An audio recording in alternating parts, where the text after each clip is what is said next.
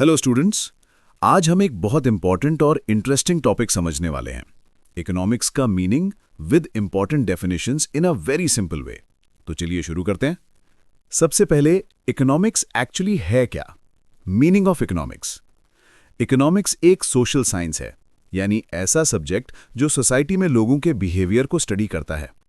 Economics ये समझने की कोशिश करता है कि इंसान अपने रोजमर्रा के लाइफ में कैसे डिसीजंस लेते हैं, खासकर पैसे और रिसोर्सेज से जुड़े डिसीजंस। अब बात करते हैं इसके शब्द की। इकोनॉमिक्स शब्द कहां से आया? ये ग्रीक भाषा के एक शब्द से आया है, ओइकोनोमिया, जिसका मतलब होता है हाउस होल्ड का मैनेजमेंट। मतलब पहले इकोनॉमिक्स को घर चलाने की कला माना जाता था, घर के लिमिटेड पैसे और चीजों का सही उपयोग कैसे करें। फेमस इकोनॉमिस्ट पॉल सैमुएल्सन ने इकोनॉमिक्स को क्वीन ऑफ सोशल साइंसेज कहा है। क्यों? क्योंकि ये सब्जेक्ट लोगों की ज़रूरतें, चॉइसेस, प्राइसेस, इनकम सबको समझता है। It connects with everyday life. अब इकोनॉमिक्स की सबसे बेसिक कंसेप्ट समझो। ह्यूमन बीइंग्स की वांट्स अनलिमिटेड होती हैं, लेकिन रिसोर्सेज जैसे टाइम, मनी, लैंड सभी लिमिटेड होते हैं। तो इकोनॉमिक्स हमें सिखाता है कि लिमिटेड रिसोर्सेज का सही उपयोग करके कैसे अपनी ज़रूरतें पूरी करें। इन शॉर्ट, इकोनॉमिक्स मतलब अनलिमिटेड वांट्स को लिमिटेड रिसोर्सेज से सैटिस्फाई करने की स्टडी। सिंपल। अब हम समझेंगे इकोनॉमिक्स की नेचर, और वो भी कुछ फेमस डेफिनेशंस की मदद से। चलो इसे बहुत आसान भाषा में स्टेप बाय स्टेप समझते हैं। सबसे पहले एक interesting fact. Do you know, Kautilya, जिन्हें हम चाणक्य या विष्णुगुप्त के नाम से भी जानते हैं, वो मौर्य साम्राज्य के एक महान स्टेट्समैन, फिलोसोफर, इकोनॉमिस्ट और रॉयल एडवाइजर थे। कौटिल्य ने एक बहुत ही महत्वपूर्ण ग्रंथ लिखा था, अर्थशास्त्र। ये प्राचीन भारत के अर्थशास्त्र ग्रंथ का पॉलिटिकल और इकोनॉमिक साइंस में एक बड़ा और महत्वपूर्ण योगदान है।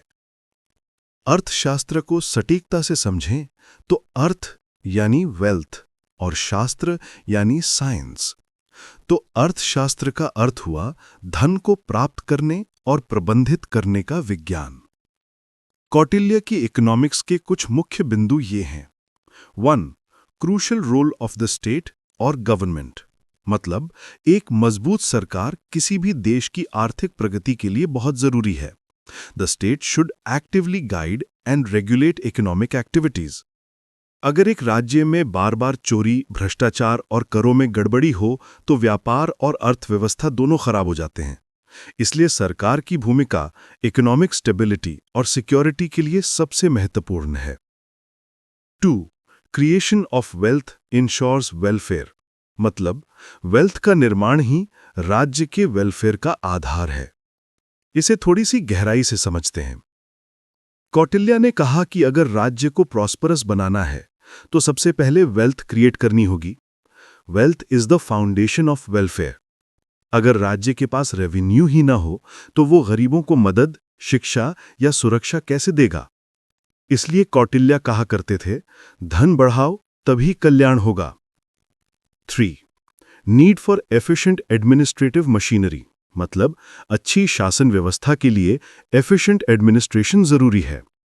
Kautilya believed that a ruler may have good intentions, but without an efficient administration development is impossible. 4. Compilation of political ideas into अर्थशास्त्र। मतलब कौटिल्य ने अपने सभी विचारों को अर्थशास्त्र नामक ग्रंथ में संगठित किया। It is one of the oldest books on political economy, covering every topic that affects a state's functioning. अगर किसी राजा को जानना हो कि व्यापार कैसे बढ़ाएं, फार्मर्स को कैसे सपोर्ट करें या ऑफिसर्स की ड्यूटी क्या हो, तो वो अर्थशास्त्र को गाइड की तरह पढ़ सकता है। अब हम 3 लोकप्रिय डेफिनेशन समझेंगे। पहले एडम स्मिथ की, बाद में अल्फ्रेड मार्शल की और फिर लॉयनल रॉबिन्स की। एडम स्मिथ को फादर ऑफ इकोनॉमिक्स कहा जाता है। उनकी मशहूर किताब an inquiry into the nature and causes of wealth of nations, जो सन 1776 में प्रकाशित हुई थी, वो मॉडर्न इकोनॉमिक्स की नींव मानी जाती है। एडम स्मिथ के अनुसार इकोनॉमिक्स एक साइंस ऑफ वेल्थ है। उनकी डेफिनेशन के मुख्य बिंदु हैं: 1. लेज़ेस फेयर, यानी सरकार का कम हस्तक्षेप। मतलब Adam Smith believed that economy should run naturally without too much government interference. Laser fair का मतलब है लेट इट बी, या जैसा चल रहा है वैसे ही चलने दो। अगर मार्केट में कोई प्रोडक्ट ज्यादा पॉपुलर हो जाए तो उसकी प्राइस ऑटोमेटिकली बढ़ेगी, सरकार को उसमें इंटरफेयर नहीं करना चाहिए। 2. कैपिटल और वेल्थ का एक्यूमुलेशन। मतलब एडम स्मिथ ने कहा कि देश की डेवलपमेंट तब होती है जब लोग और बिजनेसेस अपना कैपिटल यानी पैसा, मशीन्स, टूल्स, फैक्ट्रीज आदि में इन्वेस्ट करते हैं।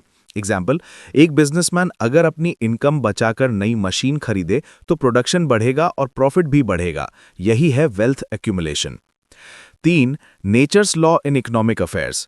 मतलब एडम स्मिथ का मानना था कि इकोनॉमी में एक नेचुरल लॉ काम करता है जिसे उन्होंने इनविजिबल हैंड कहा। फॉर एग्जाम्पल, अगर एक दुकान वाला सामान की प्राइस बहुत ज्यादा रखेगा तो कस्टमर्स दूसरी दुकान से खरीद लेंगे। इस तरह मार्केट खुद प्राइस को सही लेवल पर ले आता है। यह है natural law. 4. Division of labour as an aspect of growth theory. मतलब एडम स्मिथ ने बताया कि अगर कामों को छोटे छोटे भागों में बांट दिया जाए और हर वर्कर सिर्फ एक स्पेसिफिक काम करे तो प्रोडक्शन कई गुना बढ़ जाता है। पिन फैक्ट्री के सिंपल एग्जाम्पल से समझते हैं। अगर एक वर्कर अकेला पूरा पिन बनाएगा तो दिन में शायद 20-30 पिन ही बना पाएगा, लेकिन अगर 10 वर्कर्स हर स्टेप अलग अलग करें, एक वायर काटे, उसे स्ट्रेट करे, एक उसके हेड लगाए और उसकी पैकिंग वगैरह बाकी लोग, तो वही 10 वर्कर्स एक दिन में 1000 प्लस पिन्स बना सकते हैं। This is why division of labour increases growth. अब देखते हैं दूसरी definition neo classical economist professor Alfred Marshall की। उनकी पुस्तक प्रिंसिपल्स ऑफ इकोनॉमिक्स 1890 में दी गई डेफिनेशन बहुत प्रसिद्ध है। मार्शल कहते हैं कि इकोनॉमिक्स इंसान का स्टडी है, यानी इंसान अपनी डेली लाइफ में कैसे डिसीजंस लेता है। ये डेफिनेशन ह्यूमन वेलफेयर पर जोर देती है। उनके अनुसार 1. Economics is study of an ordinary man. इसे विस्तार से समझते हैं। मार्शल ने कहा कि इकोनॉमिक्स किसी रिच बिजनेसमैन या बड़े राजा का स्टडी नहीं, बल्कि ये ऑर्डिनरी मैन यानी आम आदमी के जीवन को समझने वाला सब्जेक्ट है। ये आम आदमी के रोजमर्रा के डिसीजंस को स्टडी करता है। वो क्या खरीदता है, कैसे खर्च करता है, अपनी इनकम को कैसे मैनेज करता है, उसकी जरूरतें और समस्याएं क्या हैं। इकोनॉमिक्स हमें बताता है कि एक नॉर्मल व्यक्ति लिमिटेड इनकम में अपनी डेली नीड्स कैसे पूरी करता है।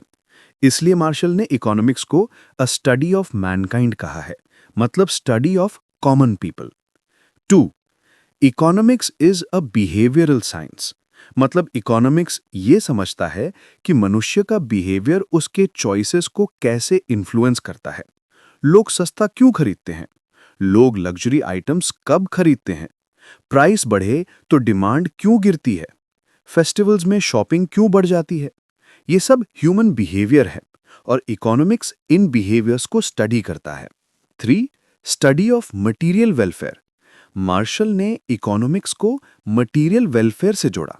मतलब मनुष्य अपनी भौतिक जरूरतों जैसे food, clothes, shelter, comfort items आदि को पूरा कैसे करता है, ये इकोनॉमिक्स का मुख्य फोकस है। इकोनॉमिक्स हमें सिखाता है कि रिसोर्सेज का इस्तेमाल करके लोगों का जीवन कैसे बेहतर बनाया जा सकता है। 4. Economics is not simply a study of wealth. मतलब इकोनॉमिक्स सिर्फ वेल्थ का स्टडी नहीं बल्कि वेलफेयर का भी है। क्लासिकल इकोनॉमिस्ट जैसे एडम स्मिथ वेल्थ पर ज्यादा फोकस करते थे, लेकिन मार्शल ने कहा wealth is only a means not the end. धन मतलब वेल्थ इंपॉर्टेंट है, लेकिन उसका असली उद्देश्य है मानव कल्याण, ह्यूमन वेलफेयर। अगर किसी देश में बहुत पैसा हो लेकिन लोग खुश ना हो, स्वस्थ ना हो या बेसिक सुविधाएं ना हो, तो वो ट्रू विकास नहीं है, डेवलपमेंट नहीं है। इकोनॉमिक्स का लक्ष्य है वेल्थ का सही उपयोग करके वेलफेयर को बढ़ाना। अब सबसे पॉपुलर और वाइडली एक्सेप्टेड डेफिनेशन देखते हैं लायनल रॉबिन्स की। उनकी किताब an essay on the nature and significance of economic science सन 1932 में प्रकाशित हुई। रॉबिन्स कहते हैं, economics is a science which studies human behaviour as a relationship between ends and scarce means which have alternative uses। मतलब economics वो science है जो ह्यूमन बिहेवियर को स्टडी करती है जब अनलिमिटेड वांट्स को लिमिटेड और ऑल्टरनेटिव यूज से पूरा करना होता है। उनके अनुसार एक वांट्स या एंड्स जो है वो अनलिमिटेड हैं, मतलब मनुष्य की जरूरतें कभी समाप्त नहीं होती। जरूरतों को यहां हम वांट्स या एंड्स भी कहते हैं। एक वांट पूरी होती है तो दूसरी पैदा हो जाती है। Why wants unlimited? Human desires keep changing. New products keep coming. Lifestyle improves. More income matlab more wants. So wants grow continuously. And because of this, scarcity arises. 2. Means are comparatively limited. मतलब चाहे wants कितनी भी बढ़ जाएं, उन्हें पूरा करने वाले संसाधन यानी time, money, land, labour, materials limited होते हैं। Because means are limited, we cannot satisfy all wants. This is why choice becomes necessary. और यहीं से इकोनॉमिक्स की शुरुआत होती है। वेरी सिंपल एग्जाम्पल, आपके पास 100 रुपए हैं, आपकी वॉन्ट्स 500 रुपए जितनी हैं। Thus, means are less than wants. 3. Wants are gradable on the basis of priority.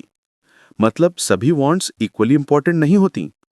कुछ wants इमीडिएट और नेसेसरी होती हैं, जबकि कुछ wants लग्जरी या less important. Therefore, wants can be ranked according to importance. So when means are limited, humans choose higher priority wants first and postpone less important wants. This ranking process is called gradation. 4. Means have alternative uses. मतलब limited resources can be used in different ways. This is why choice and decision making become essential. एक उदाहरण से समझते हैं। आपके पास 1 घंटा है, आप उसे कैसे इस्तेमाल कर सकते हैं? You can use it for studying, playing, watching TV or sleeping. Since every resource has multiple possible uses, humans must decide best use according to priority. This is the foundation of Robbins' definition. Unlimited wants plus limited resources plus choice between alternative uses is equal to economics. इन सभी definition से हमें समझ आता है कि economics कैसे wealth, welfare और scarcity तीनों एस्पेक्ट्स को कवर करता है। ऑल राइट स्टूडेंट्स, आज के वीडियो में हमने बहुत इंपॉर्टेंट कॉन्सेप्ट सीखे। सबसे पहले हमने समझा कौटिल्याज व्यूज ऑन इकोनॉमिक्स, और फिर हमने कवर किए 3 प्रसिद्ध डेफिनेशंस, एडम स्मिथ की वेल्थ डेफिनेशन, अल्फ्रेड मार्शल की वेलफेयर डेफिनेशन और लाइनल रॉबिन्स की स्कैर्सिटी डेफिनेशन। अब आपको इकोनॉमिक्स की फाउंडेशन और उसके डिफरेंट पर्सपेक्टिव्स काफ़ी अच्छे से समझ आ गए होंगे। तो इस वीडियो में बस इतना ही। नेक्स्ट वीडियो में हम सीखेंगे ब्रांचेस ऑफ इकोनॉमिक्स, यानी इकोनॉमिक्स किन किन पार्ट्स में डिवाइडेड है और हर ब्रांच क्या स्टडी करती है। ये सब बहुत आसान तरीके से। So don't miss that class. अगर आज की एक्सप्लेनेशन हेल्पफुल लगी हो तो वीडियो को लाइक करना, शेयर करना और चैनल को सब्सक्राइब करना मत भूलना। सो थैंक यू स्टूडेंट्स, मिलते हैं नेक्स्ट वीडियो में। तब तक के लिए happy learning and keep growing.